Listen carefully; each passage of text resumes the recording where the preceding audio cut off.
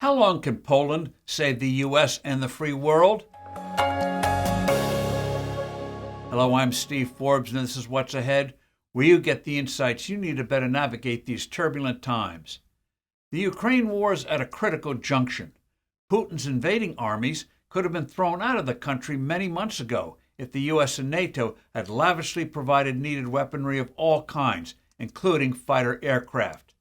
Instead, the types of weapons and necessary amounts of ammunition were never enough to complete the job. Thank goodness for Poland. From the get-go of this bloody conflict, Poland made sure there are supply lines to get war and other material to Ukraine. Warsaw quickly, uncomplainingly opened its doors to numerous refugees. It has consistently prodded Washington, Paris, and Berlin to do what's needed to be done. It was Polish pressure, including ultimately the act unilaterally, that got the green light from Washington and Berlin to provide badly needed Leopard 2 tanks and some Abrams tanks to Ukraine. Now Poland has acted decisively in getting fighter aircraft to Kyiv despite opposition from the U.S. by giving the country a dozen more of its own MiG-29 aircraft. Fortunately, another brave stalwart on all of this is Slovakia, which followed up by promising 17 of their MiGs. Long ago, Washington should have given ample numbers of F-16s, which not only would have helped Kyiv's offensive operations, but also thwarting Russia's air assaults on civilians and Ukraine's electricity and water facilities. Unlike a growing number of skeptics in the U.S., not to mention such timid governments as Germany and France, Poland recognizes the true stakes in this war.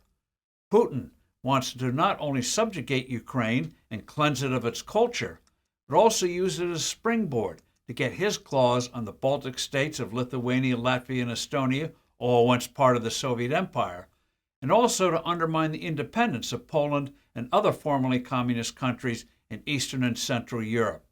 This would destroy NATO, the center of our post-World War II security system. To save Putin from a clear defeat in this war is why Xi Jinping is now trying to push a peace deal between the two combatants. Such a settlement could leave Putin holding huge chunks of eastern Ukraine as well as all of Crimea, which would raise doubts in the minds of our allies around the world about our staying power as a reliable security partner. China's power would thereby rise, including achieving its aim of controlling who gets to use the trade-critical South China Sea for shipping.